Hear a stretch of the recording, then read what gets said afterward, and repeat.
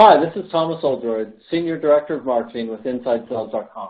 I'm very pleased to announce Jamie Shanks as our next speaker at the Sales Acceleration Summit 2015. Jamie is a managing partner at Sales for Life. Sales for Life has built a definitive social selling training curriculum for companies including the Fortune 100. Sales for Life curriculum has been crowdsourced from around the world using the best practices in dozens of industries and thousands of sales rep examples. Their vision is to bring sales professionals together in a peer-to-peer learning environment with collaboration and results as their fundamental goal.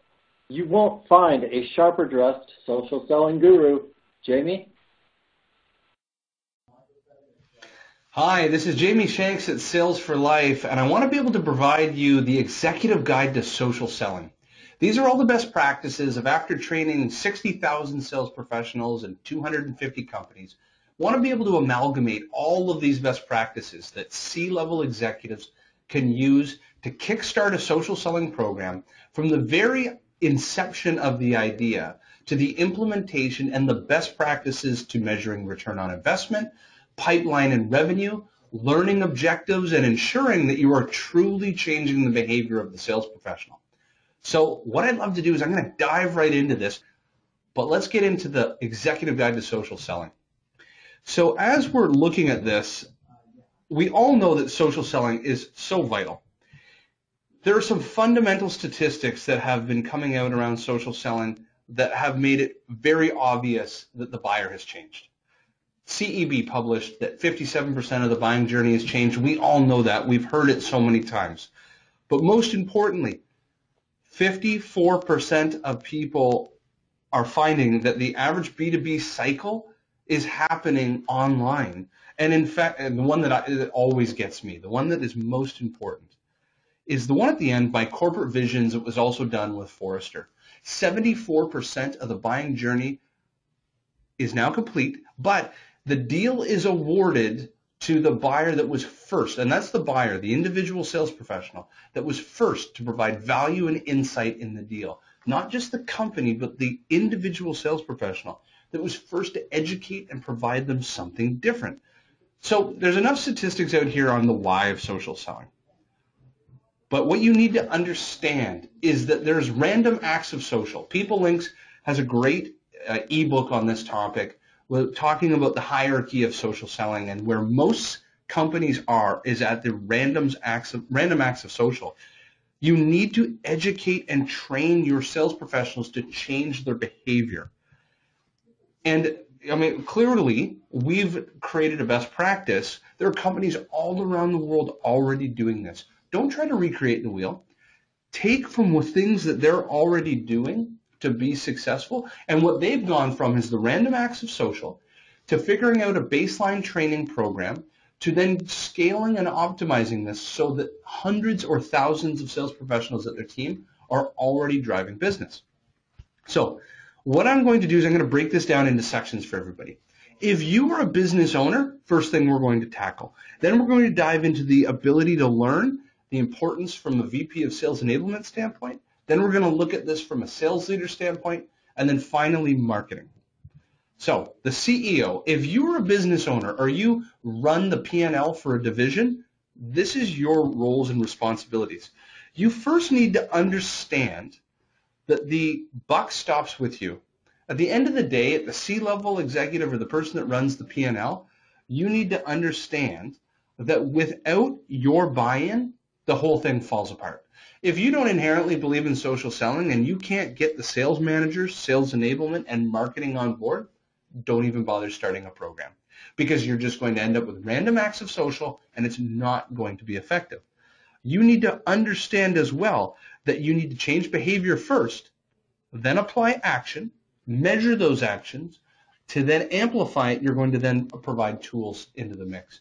Don't reverse the order. Don't think by applying a tool to this problem you're going to solve it, because you're taking uneducated individuals who do not understand social from the baseline behavioral side of social. You're giving them a tool which they barely use or adopt, and then you've just burnt through that money. You need to truly change their behavior, and it actually starts with you believing that that's possible. Sell the vision.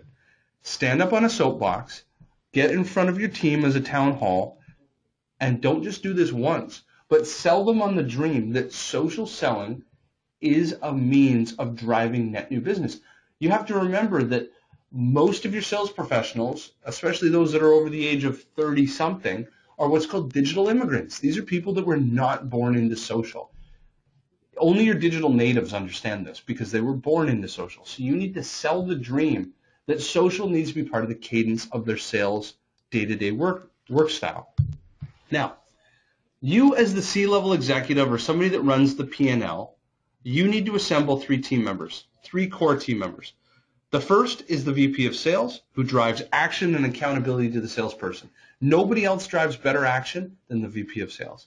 Number two is marketing. Marketing is going to develop the systems and the content to arm the sales teams with information to help get that in the buyer's hands so the buyers can make informed decisions. Finally, enablement. They are going to align all of this curriculum into your current sales methodology, and they're going to increase consistent learning and development. Now, the warning I'm going to give you is if you assign the authority or this project to just the marketing team or just enablement, you're dead. We've done this 250 times. You're dead before you even start. Because what ends up happening is you get the blame game. If there's a problem, sales will look at marketing and say, well, they didn't create us content, so that was why it failed. Marketing will point their finger at enablement and say, well, they didn't create an environment for continuous learning.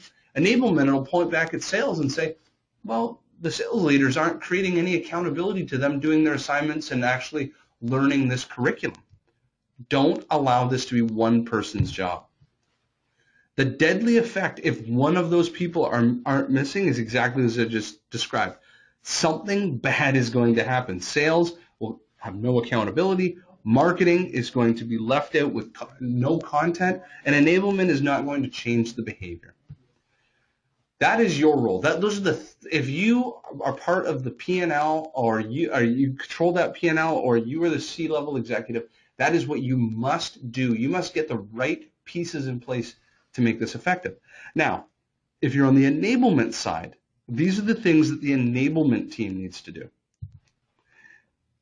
The problem is that if you looked at your core sales methodology, almost every sales methodology in the world is missing social, number one.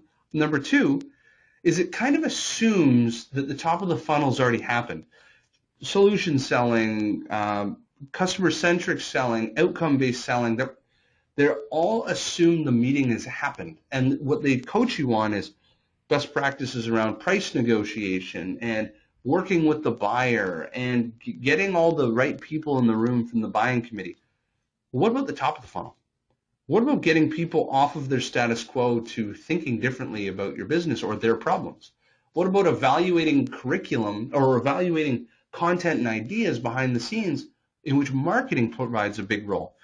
You need to understand that social isn't part of any of your sales methodology, nor is the top of the funnel being addressed properly. So what that leads to is you're going to need to develop a program that helps that top of the funnel and integrates where social lies in the buying journey. And in fact, we've just created an ebook on our website that shows you every stage of the buying journey from pre-sales all the way into account management, and it shows you where social aligns into each stage. Once you've identified that, yes, we need to create curriculum around social because we have a curriculum gap, you need to think a little bit about, okay, how do we design the best case curriculum? Every sales professional learns differently, but you need to be accountable to creating curriculum that is both visual and e-learning, auditory that they can listen to and reflect back to later, and the action of doing. They need to be able to touch the work, do the work, be accountable to an assignment, workshop it. They need to all come together, and remember that the learner needs to have all these pieces to learn because everybody's different. But if you're just going to do a workshop, do not just concentrate on creating a half-day workshop because 2 weeks later people won't remember a single thing. Awful, awful system. To expect somebody to go from barely ever using LinkedIn, as an example, to becoming proficient and a social seller in a half-day workshop. The retention rates are under 10% within 2 weeks of all the ideas that you present. What we've done is we developed a concept called the learning loop. And the learning loop is so important because we recognize that every buyer or every sales professional learns differently, and that you need to reinforce and reinforce and reinforce. So for ourselves, we use what's called blended learning. And blended learning is important because you have the learner on a live instructor call where they can talk to the subject matter expert through best practices, tips, tricks, and tactics. We ensure that they're doing breakouts and that they're actually engaged in a study hall, like a discussion amongst themselves on how this all applies to their business. But most importantly is removing the human element. Sales professionals are busy. They're going to be on the road. You need videos. You need assets that they can reflect from in your SharePoint folder or your learning management system to be able to grab content on the go, make it mobile enabled so that they can learn on the fly.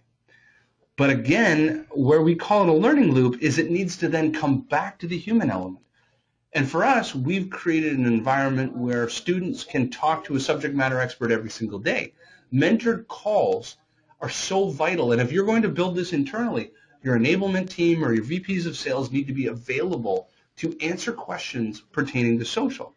And after you've done all of that and you repeat and repeat and repeat by introducing new and more advanced curriculum or ideas, then start applying social tools. Start applying tools to amplify the speed to revenue.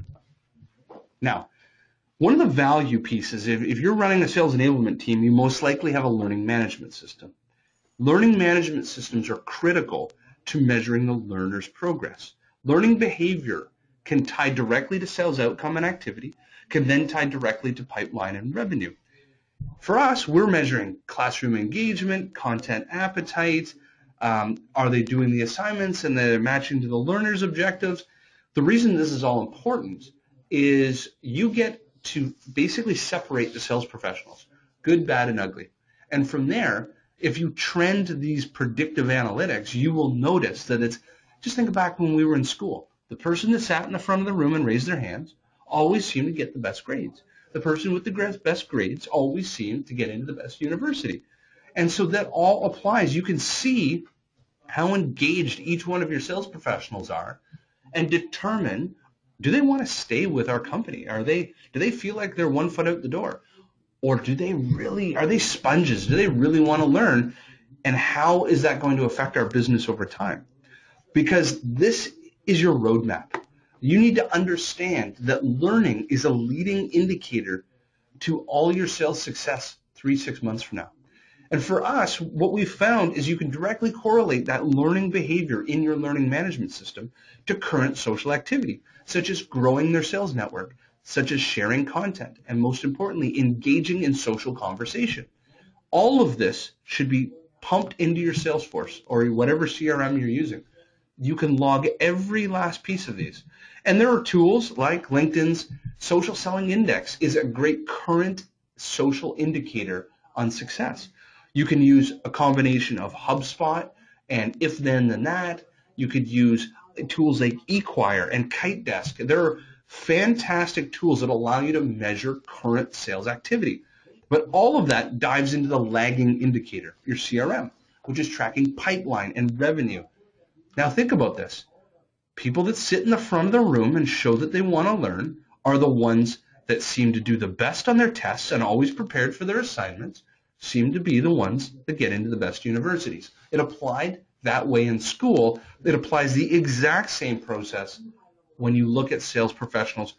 Do the work and you will make the most money. Now, let's take our sales training hat off for a moment and let's think about the marketing team. How does this apply to the marketing team?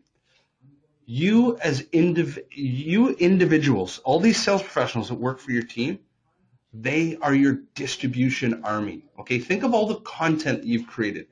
You as an individual and your own social network for your corporation, your Twitter page, LinkedIn, Facebook, it's so minuscule compared to the horsepower of all the collective wisdom and network of your sales professionals. Get that content in your sales professionals' hands.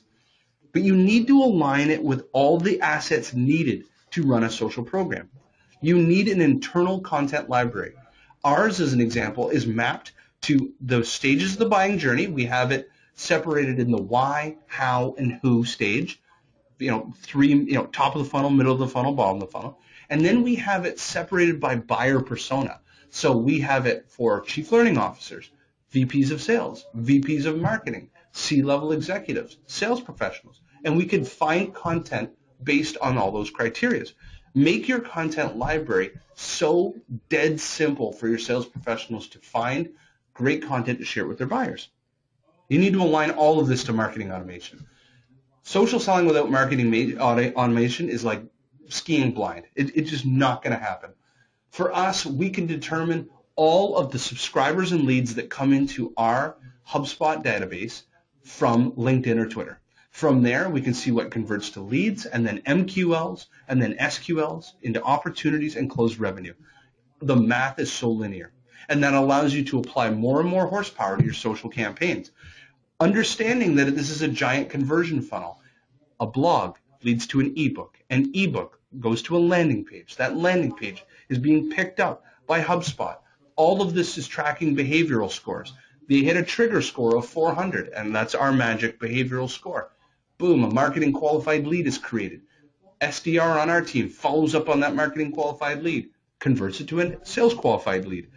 We're measuring this, and then we're applying social content and social conversations to amplify this process. Now, this is an example of a client of ours. This is their content library. Build a content library that aligns to your buyer's journey. You could use your existing SharePoint folders. You could use OneDrive. You could use Apple Cloud. It is not as important as to what tool you're using, but how simple you make it for the sales professionals to find content. Your role is to then teach the sales team the correlation between them sharing content and pipeline growth. At Sales for Life, and clients that work with us completely understand that correlation. Content out is being then shared, and going viral is then being downloaded, creating leads, and then eventually trickling into marketing qualified leads, and it creates a top of the funnel machine. If your account managers and if your SDRs and if your field sales and everybody understood that the more that they share, the more that they're involved in this, the bigger the sales pipeline gets, they'll do it. Now, finally, sales leaders. Sales leaders, you are the accountability machine to all of this. I can't stress this enough. You cannot run a social selling program unless the line managers, that the sales professionals that are going through training that report to, if they're not part of this program, fail. Fail right away. And if you find line managers that don't believe in social selling, they either need to get out or get out of your way. Because I am telling you, line managers can be the poison pill to social selling success. Those that believe in it empower their teams. Those that don't believe in it, they discourage their team, and that team suffers. It's their accountability. It's them looking at the sales professionals and said, are you doing the social activity? Are you growing your network? Are you engaging your customers with content? Are you starting social conversations? And if they're not creating accountability to that, the whole thing fails. Accountability will start with you, and I'm talking to the chief sales officer. You need to dispel this wisdom down to the line management team, because they're the boots on the ground that are helping the sales professionals. Now, you, the VP of sales, working with the sales ops team, the CRM becomes your Bible. You will be able to track exactly number of leads created from social, leads per sales rep, accounts and contacts created because of social, opportunities created because of social, which type of social, per what sales rep, how big is the pipeline, then revenue. You'll be able to measure all of this. That's the best part about social, is you do not need to spend another nickel. You can measure the impact immediately with your own CRM if you knew how to do it. And once you've done that and you start seeing new leads created, new opportunities created, shine a spotlight on those sales professionals that are doing it. Tell the story internally. Make it go viral. For us, we crowdsource content. That's how we've become the world's largest social selling training company. Thousands of users contributing. What we do is we shine spotlights on those great social sellers to tell and teach future social sellers. Internally, you can do the same thing. When Molly does something great socially, get her to tell that story to the rest of the team.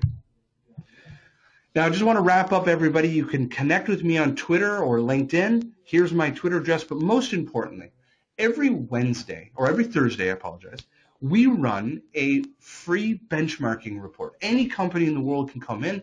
We'll show you best practices of your business versus other businesses. Take a few moments. Go to this bit.ly link. And what I'd like you to do is check it out. Benchmark your business. We'll show you how you're measuring social. We'll show you best practices. Writing your own CRM, how to change those. We'll show you the return on investment you can get from empowering sales professionals. What are training method best practices? How do you gather excitement and evangelize social in your organization when you're a champion and you're trying to get decision makers to buy into this vision of social? It's free. All we do is we just benchmark. We're going to give you best practices from companies all around the world. Check this out. Looking forward to seeing you. Again, this is Jamie Shanks, social selling from Sales for Life. Thank you.